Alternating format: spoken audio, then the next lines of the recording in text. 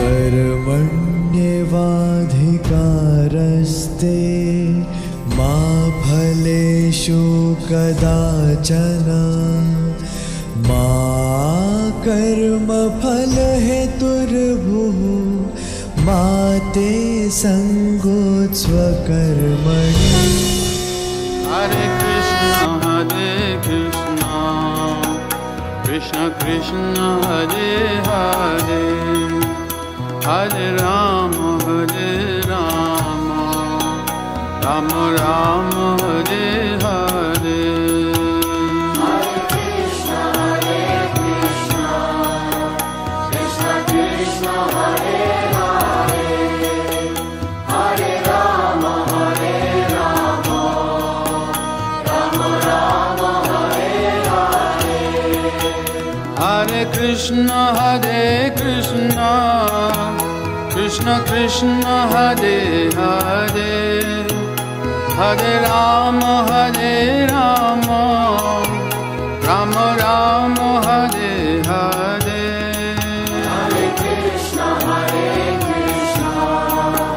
Krishna Krishna, Hare Hare. It's a wonderful, wonderful blessing to introduce and welcome our Param Puja Radhanath Swamiji, who is originally from this country, originally from Chicago, and at the age of 19, with nothing but a divine photo, the image of Param Puja Sri Prabhupada, traveled from here all the way to India, being pulled by the magnet of truth, pulled by the magnet of the divine, pulled by the magnet of Sri Krishna. For the last 40 years, he's been living in India, truly steeped in that juice, that ras of bhakti, of devotion. And when our lives become full of the river of bhakti, whoever comes near us gets wet.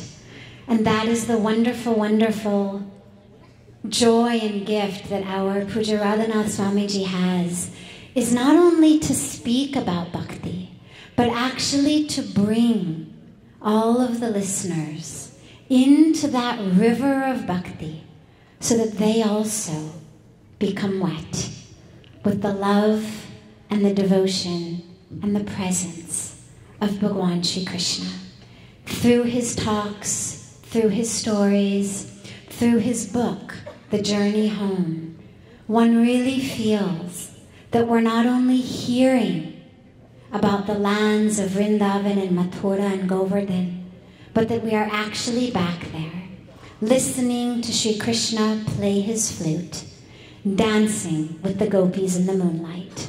It's a wonderful joy to request Puja Radhanath Swamiji Maharaj to take us to that land of Sri Krishna and Radhe.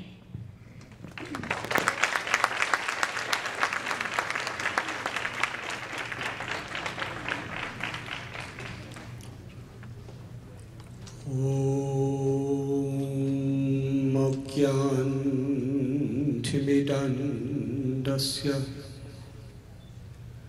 Jnananjanachalakaya chakshurun militham jena Tasmai Sri Gurave Namaha.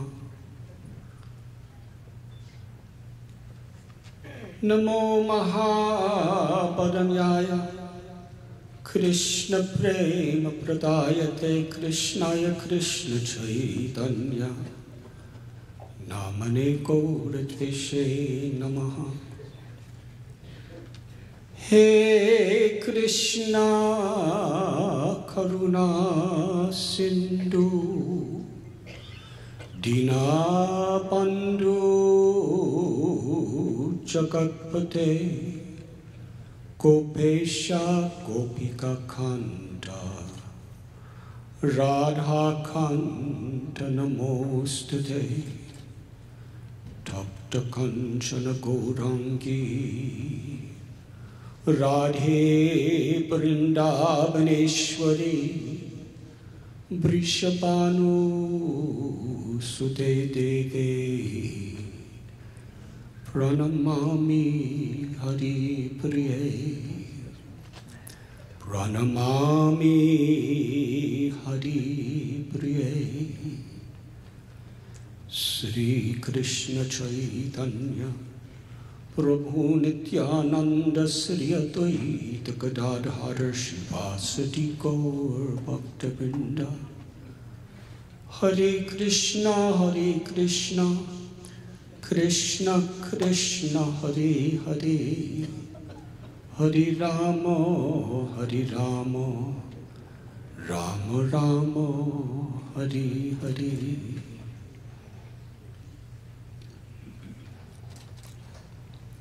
I'm very honored and very grateful to be here today.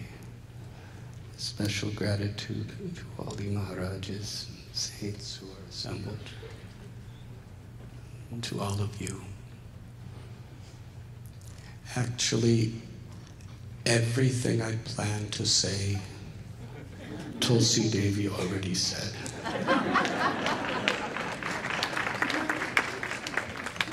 And Tulsi Devi, you spoke so eloquently, from your heart to our hearts. Thank you very much. Arjuna heard Bhagavad Gita and then applied those principles to help rule a nation. Tulsi Devi, you are our Arjuna.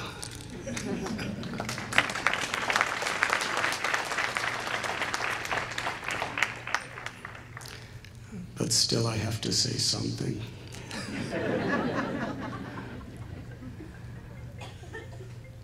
"44 years ago, I had just turned 20 years old. I first went to Kurukshetra. And I was sitting under the banyan tree, the same tree that Krishna spoke to Arjuna. And it was there that someone gave me a Bhagavad Gita. It was a little one, Gita Press. And I remember, as I was sitting under that tree, I was reflecting on my own life and the world. I hitchhiked from London to the Himalayas. I studied Judaism, Christianity, Islam, various sects of Hinduism and Buddhism. And I experienced in my life, in the name of one God, one loving God, there's so much hatred. There's so much envy. There's so much arrogance. How to justify these apparent contradictions? And as I was thinking like that, I read a particular verse in the Gita. Yada yada hi dharmasya glanirvavati bharata abhyutanam dharmasya tadatmanam srajamyaham paritranaya sadhunam vinashaya chaduskritam dharmasvamstamanardaya sambhavami juge juge. That one God has descended in many forms with many names throughout the ages to perform the same essential function, to revive true Dharma. And I was thinking, that's it. These verses presented in the scripture itself is showing us the unity in the diversity of all the great religions of the world. And I was coming from the 1960s in America, in a country where I was taught that this is one nation under God with freedom and justice for all.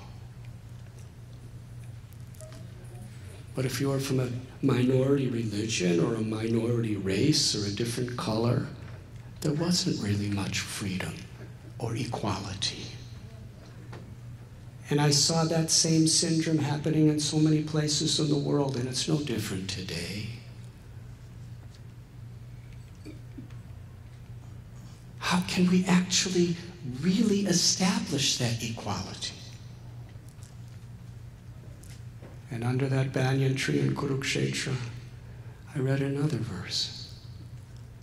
Vidyavanaya sampane brahmani kabihastini suni chaiva swapake cha panditasamadarsana.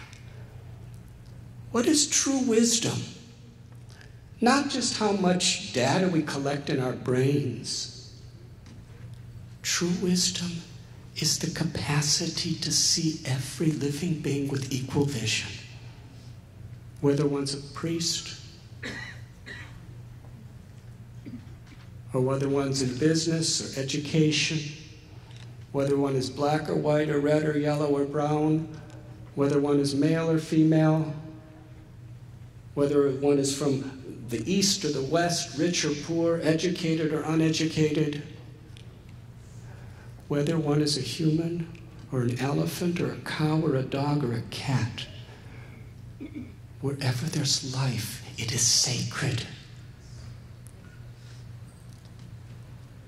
When we understand who we really are, our true essence, then we will see our true relationship with Krishna, with God, the source of everything, and with all other living beings.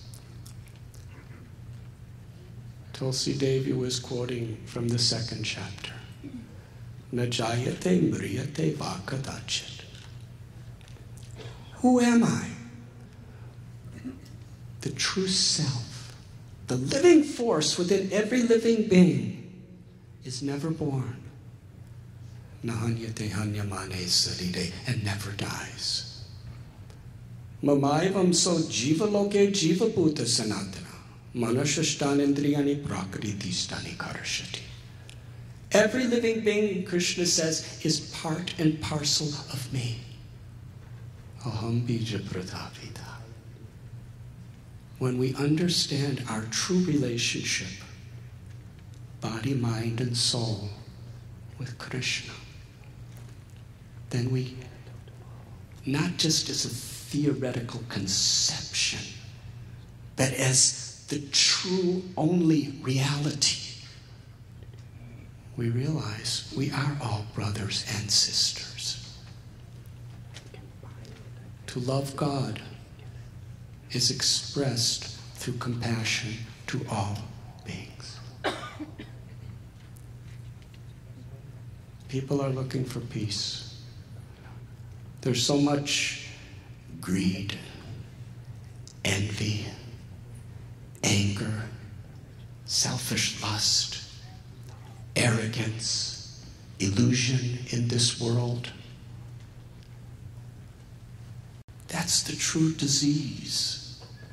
And all the problems that we're seeing are symptoms of that disease. Forgetful of who we really are. When that emptiness is in our heart, we fall victim to these anarthas or unwanted things. But then I read, as I was reflecting on these ideas in the 5th chapter of Bhagavad Gita, a simple formula of how to achieve peace. Bhoktaram jagatapasam sarvalokamaheshwaram suhridam sarvabhutanam gyatvam shanti richati. One who understands that everything is the property of Krishna, of God. That all austerities and all sacrifices ultimately are meant for his pleasure. And that Krishna is the most intimate, loving, well-wishing friend of all beings. When we understand that principle and apply it to our life, then we realize what is true peace. And then we could really be instruments of that peace. As long as we think that I am the proprietor, I am the controller, and I am the enjoyer, then there's inevitable greed, envy, and arrogance.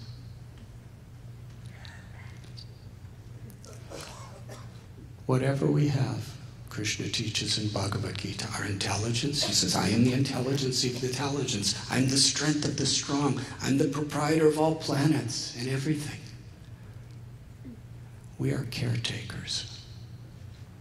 With whatever we have, it is God's property, entrusted in our care. And whatever is trusted in our care, along with it comes the responsibility to use it in harmony with the will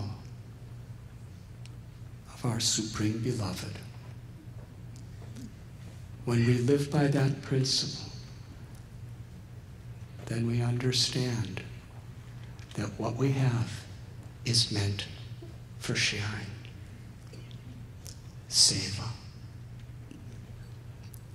Aham sarvasya prabhavo mata sarvam pravartate iti matva bhajante mam buddha bhava sabhamvata. Krishna tells in Gita, I'm the source of all material and spiritual worlds. Everything emanates from me.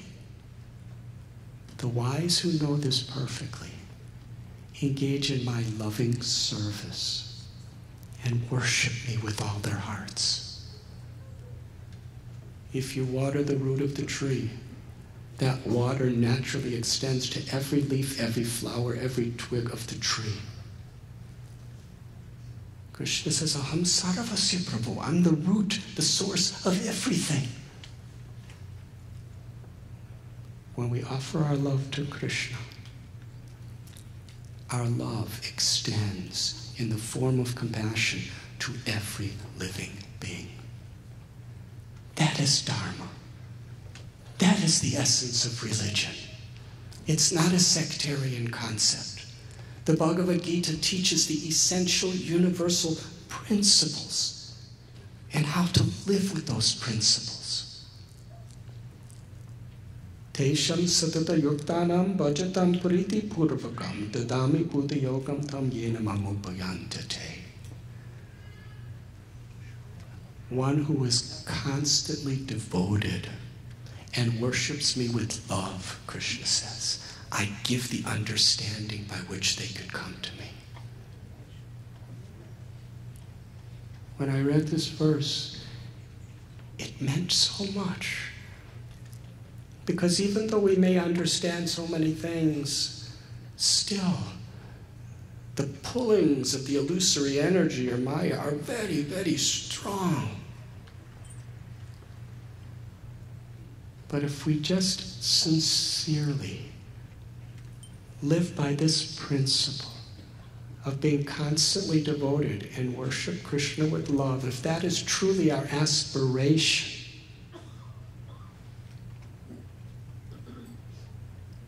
and we're doing honestly and sincerely what we can, Krishna says he will preserve what we have and carry what we lack. Daivi yeshu kunamai mama maya duratya mame vamya prapadyante maya me tatirantite. This material energy is so powerful. But one who takes shelter of me, Krishna says, can easily cross beyond all obstacles. And how to take shelter? Tulsi Devi quoted, Manmana bhavamat bhakto madhyashim namamsku. Mami vaishashi satyante pratijani priyoshime. Krishna makes a promise to us. Always think of me. Become my devotee, worship me and offer your homage to me. In this way, you will come to me without fail. And in this age of Kali, it's so easy to always remember Krishna. Kali Kale Namarupe Krishna Avatar. Krishna has descended from the spiritual world in the name. Nam Nama Kariba Nija Sarva Shaktis. Sri Chaitanya Mahaprabhu taught us that all the power, all the grace and beauty and sweetness of God is within the name of God. And there are no hard and fast rules in any situation. Whether we're a great scholar or a little child, we can make that connection that Muniji, Swamiji was telling about. Make that connection to Bhagavan, to Krishna, who is within our very heart and within the heart of every living being. Cheto Darpana Marachanam. Because Krishna is all pure, pavitra. Simply by remembering the pure name, we become purified. And as we become purified, my beloved Guru Maharaj Srila Prabhupada gave a simple example of how this remembrance of Krishna purifies us. He explains, just like when a drop of water falls from the sky as rain, it's transparent, it's pure. But when it comes in contact with the ground, it becomes muddy. But if you filter that water, you simply bring it back to its original nature. Kirtan, smaranam, remembering the Lord, purifies our heart and restores our original, natural, spiritual nature. And what is that nature? To be an instrument of Krishna's love in our life. My dear god sister, her name was Amekala. I went to visit her in London when she was at her very last stages of dying of cancer. Throughout her life, she was an extremely enthusiastic, dynamic activist. But now she was crippled, half paralyzed. People had to change her bed every time she responded to nature's calls. They had to spoon feed her. She said, "I'm nothing what I used to be." But then she smiled and said, "But I have infinite relevance because Krishna loves me. And there's nothing and no one that can take that away from me. And I'm feeling that love. Even death cannot take that away from me. And I'm so happy." And then she smiled even brighter and said, "But I can't think myself better than anyone else because Krishna loves everyone." That's the essence of Dharma. That's the beautiful teachings of Bhagavad Gita. My beloved Guru Maharaj, A.C. Bhaktivedanta Swami Prabhupada, as Tulsi Devi was explaining, 50 years ago this year, he boarded a cargo ship from Calcutta, 38 days, with so many challenges, and he came to America. And while he was living in New York, in the Bowery, he had no money, he had no one. He was translating Bhagavad Gita and writing commentaries. And he was working really hard. And he was in an area that was really, it was like a ghetto, the Bowery in those days. Somebody stole his manuscript, never to be returned. So he had to start over again. And he did, from that humble beginning. Today, his translation, over 40 million have been sold.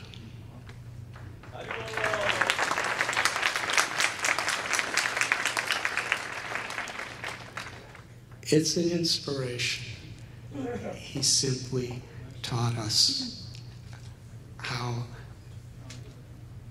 if we take shelter of Krishna, he will preserve what we have, he will carry what we lack. The greatest gift that we can give to the world is to create true unity through our united example of seva, serving with devotion. Thank you very much.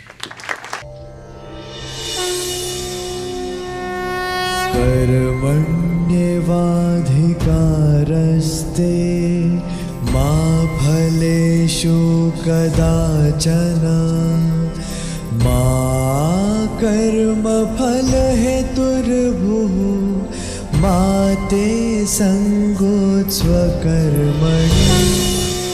Hare Krishna, Krishna Krishna, Hare Hare, Hare Rama, Rama Rama, Hare Hare. Hare Krishna, Krishna Krishna, Hare Hare, Hare Rama, Rama Rama, Hare Hare. Hare Krishna, Krishna Krishna, Hare Hare, Hare Rama, Rama Rama, Hare Hare. Hare Krishna, Krishna Krishna, Hare